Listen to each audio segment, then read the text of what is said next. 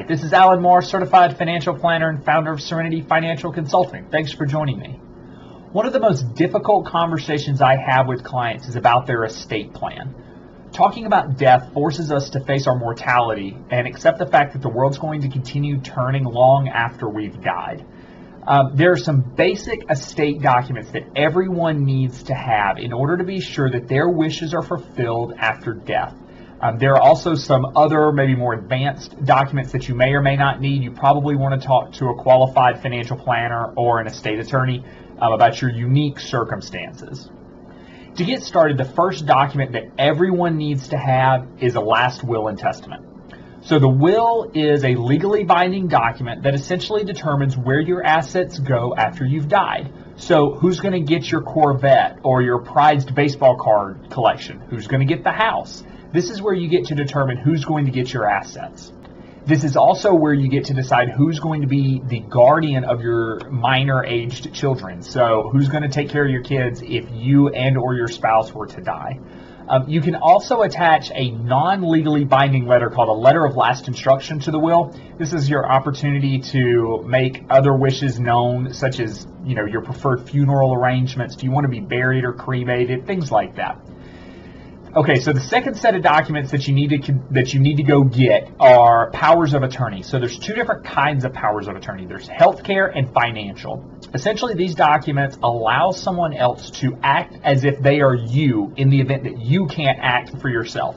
So let's say you're in a car accident and you're in a permanent vegetative state, or maybe you're just disabled, or maybe you're in a coma. There's a lot of different circumstances that could kick in a power of attorney, but it essentially allows someone to continue managing either your financial affairs or to make medical decisions for you. You don't have to have the same person be the power of attorney for both. It actually may be advisable to have a different person in each capacity, but that's totally up to you. Probably the most important thing is to be sure you name a contingent power of attorney so that if the primary power of attorney is not available, that you have someone else who can fulfill the duties. So for instance, let's say you and your spouse are in a car accident together, you're both permanently disabled or both unable to make decisions for yourself. So they were your primary. Who's going to be the backup? Who's now going to be the contingent power of attorney in order to help make decisions for you? It's definitely something you want to think about. The third document is a living will.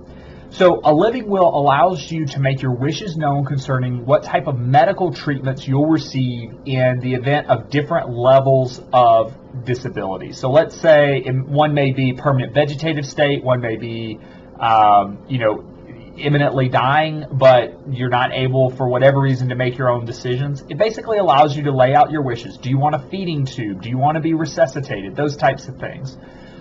You may remember Terry Schiavo, a young woman whose family fought a very public court battle over whether or not they should continue to sustain her life after she was in a permanently vegetative state for many years.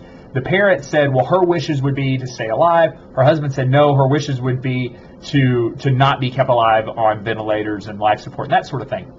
If she had had a living will, then the family would have actually known what her wishes were, and it would have made for a lot smoother process for that entire family. The final document to consider is an ethical will. Now, this may be one you've never heard of. And the will, the powers of attorney, they're all full of legal jargon lawyer talk, right? They're very technical documents. They're very good at outlining the what. What do you want done with your assets? What do you want done with your health care and that sort of thing? But they do a terrible job of outlining the why. So the ethical will is your opportunity to tell your story.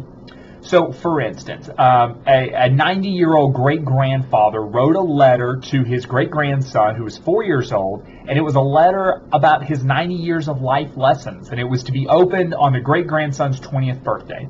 It was his opportunity to pass on his legacy, pass on his knowledge in a way that the will doesn't do.